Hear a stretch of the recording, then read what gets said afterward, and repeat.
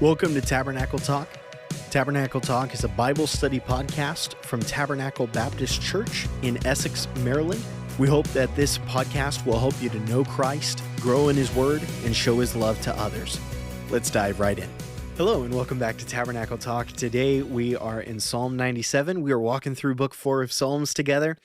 And Psalm 97 says this: Yahweh reigns.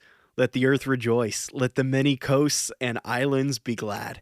Clouds and total darkness surround him. Righteousness and justice are the foundation of his throne. Fire goes before him and burns up his foes on every side.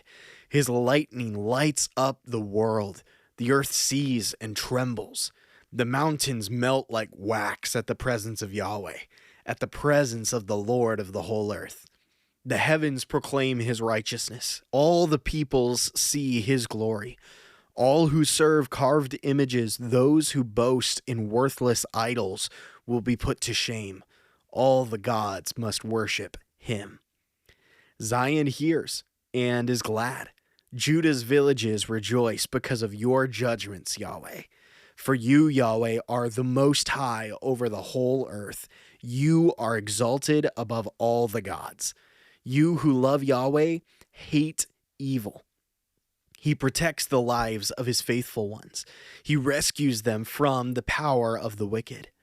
Light dawns for the righteous, gladness for the upright in heart. Be glad in Yahweh, you righteous ones, and give thanks to his holy name. Love this short little psalm, and we're going to look at some things that we can learn for our own hearts as well as for our actions through looking at this psalm today. He begins by saying Yahweh reigns, and this has been a consistent theme that we've seen, that God is on the throne. He is in control, and even as we look throughout the rest of the psalm, it's not just that God's on the throne and there are some, enemies, there's some evils, there's some darkness that is coming against him. No. He is absolutely in control, and anything that he desires to do, it gets done. And anything that he wants silenced, it gets silenced. And I'm thankful for a God that can tell the wind and the waves to be still, and they stop. I'm thankful that he's the one that can tell the devil, you can touch this and this, but you have no right, you have no authority, you are not going to touch this in the life of this person. I'm thankful for a God that tells sin and death and our just condemnation. He says, no, it's already been paid for through Jesus. The Lord reigns. And so our response there in verse 1, let the earth rejoice. He says, let the many coasts and islands be glad. These are kind of the furthest regions of the earth as they're thinking about it. When you think of the coast, that's right up against, for them, the Mediterranean Sea. Or if you go further south, you can have, interaction with the Red Sea, different places like that. For us, as we think about the Atlantic and the Pacific oceans, the Indian Ocean, it's kind of that edge of everything. And so he says, for those that are looking out and they see the wonder of creation, the vast scariness, the unknown of the ocean and what it can accomplish, those that live on islands that are surrounded by some uncertainty, and they just really hope that it's a good day, that their boat can make it back to the mainland, those types of things. Here's what the psalmist is saying: let the many coasts and islands be glad. The most remote portions of earth where people feel the least in control of the circumstances, they know that God is there and that he's in control and that he reigns. For you and I today, we might be interacting with situations in which we go, okay, I feel totally out of control. Or the circumstances around me feel out of control. I feel powerless. I don't know what my next step's going to be. Well, that's okay, because we don't have to be in control. We know the one who is. So then verse number 2 goes on to talk about this reigning God, the one who reigns above the earth. He says, clouds and total darkness surround him. Righteousness and justice are the foundation of his throne. Here, clouds and total darkness. This would remind the readers here, the Israelites, about Mount Sinai when God gave the Ten Commandments and the rest of the law to Moses there when he made that initial covenant with the people of Israel, that they would be his people and he would be their God. And there was all of the clouds and the darkness that came on top of Mount Sinai. It so scared the people that they wouldn't even go near the mountain as a result of it. And we serve an awesome, intimidating God who controls even the things that we would view as just natural, storms, rainbows, even things like earthquakes or hurricanes that we would say, man, I wonder if God is able to work even though this great evil or this huge natural phenomena is happening. Well, as scripture talks about it, God is the one that he commands all of those things. Now, I do want to mention, just as a brief aside, because many times when there are natural disasters, people can go like, oh, hey, why God? God set our world in motion and he made it very good. And that's what we read in Genesis 1 and 2. We chose to invite sin and death into our world through Adam and Eve and their choice of rejection of God and his life and his grace and his goodness. And we all have made the exact same decisions. And so our world, made to be very good, now sometimes includes things that are evil, that are not good. And though, if you will, God's not physically animating the hurricane to be like, all right, destroy this house, flood this place. When there are natural disasters, we know, okay, anything that God allows to happen in this circumstance, it is for my good and for God's ultimate glory. And maybe that ultimate good for us and God's glory might be that we say, I recognize that the world the way it is right now, it is not home. This is not what God designed for us, and it is not the ultimate goal to which we are headed as the people of God, heading for that new heavens and that new earth. And so we might have a greater love for the future that God has and not be as tethered to the here and now as a result of difficulties and hardships. It might be, as has happened many times throughout human history, that as God's people respond to disasters with God's love and provision and care for those that have been hurt or harmed or are grieving, that then those people, as they see Jesus living through Christians, they choose to believe in and follow the Lord because they have seen that he is real in his people. And so that might be a way that God, that people's good and God's glory comes about even as a result of disasters and things like that.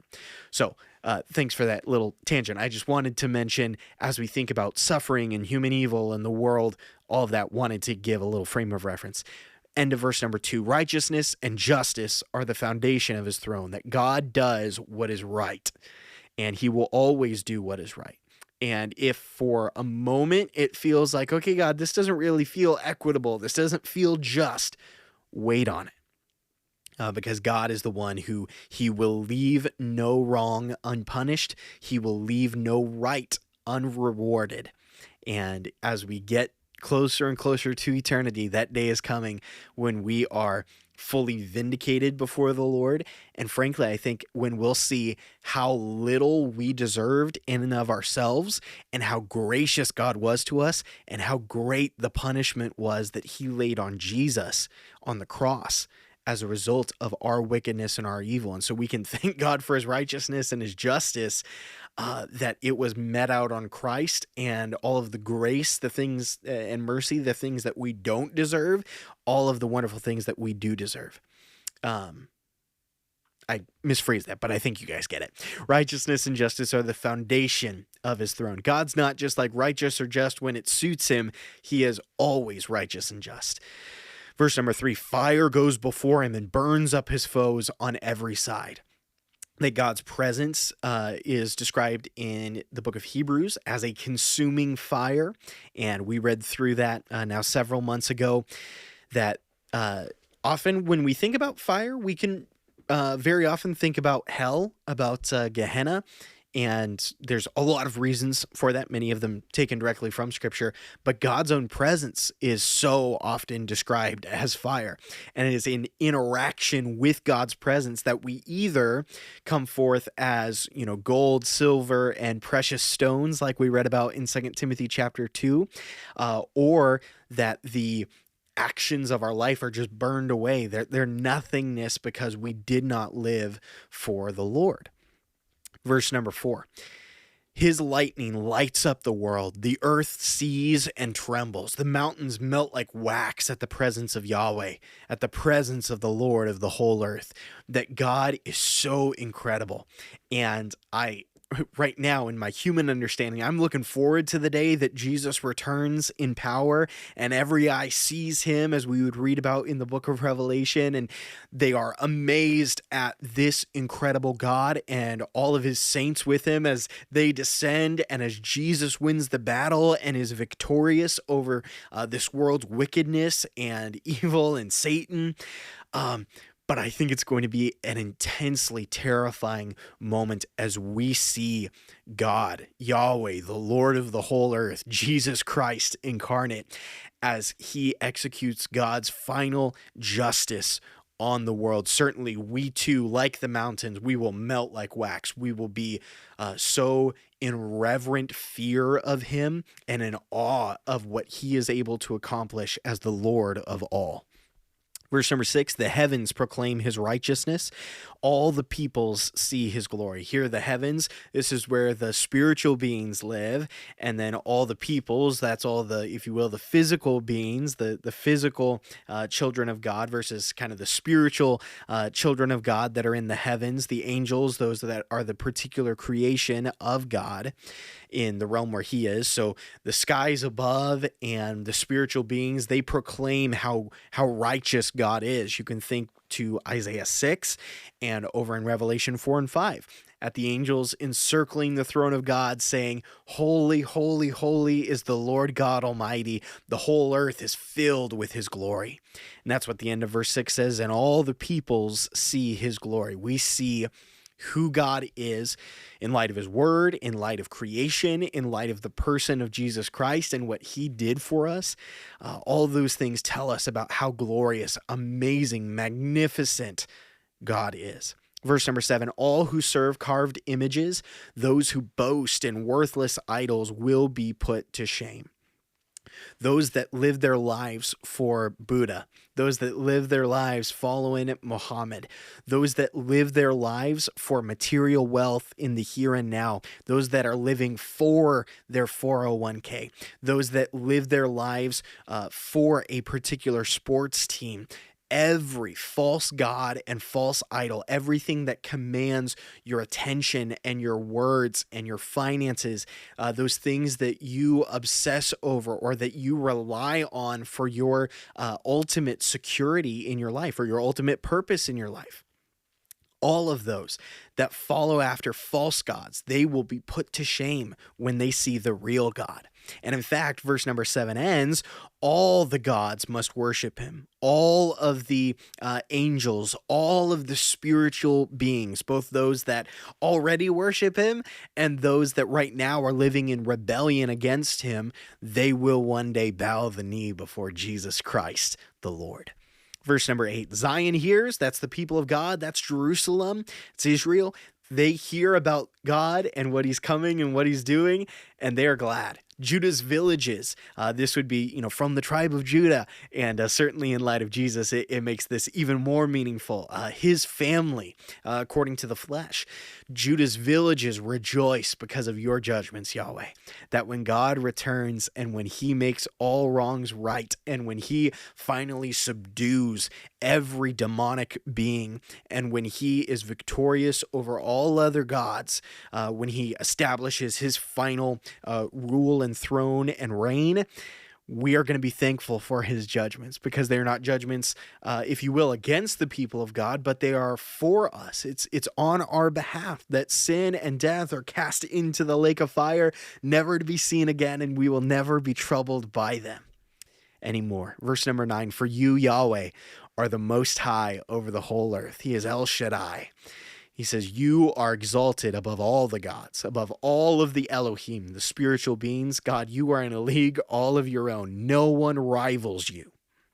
Verse number 10, you who love Yahweh. So I assume if you're here in the podcast 14 minutes in, I'm assuming you love God.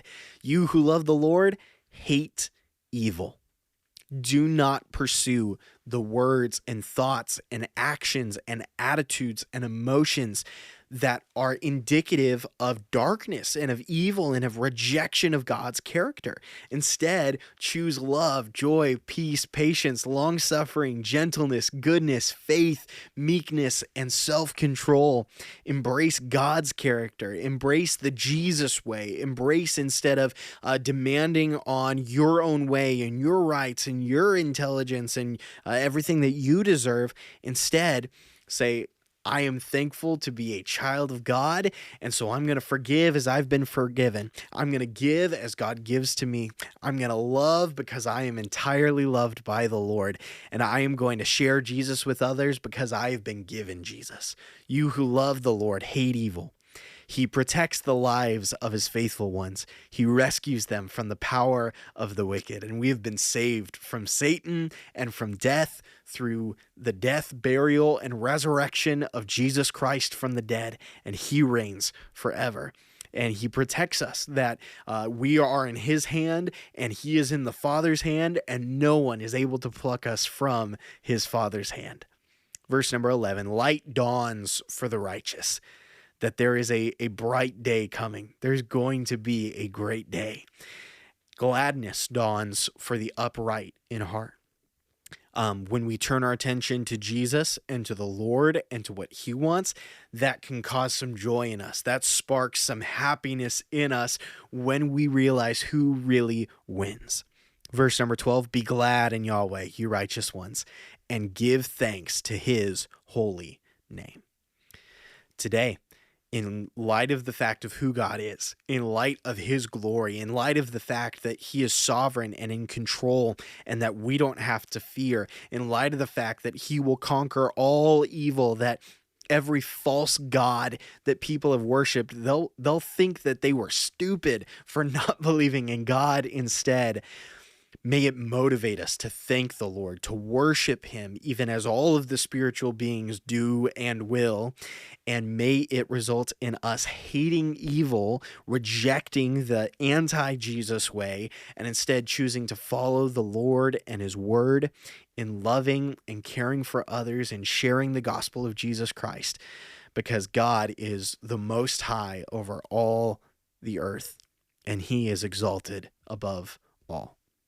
Let's love him. Let's express our gratitude to him. Thanks for tuning in today, and tomorrow we'll be in Psalm 98.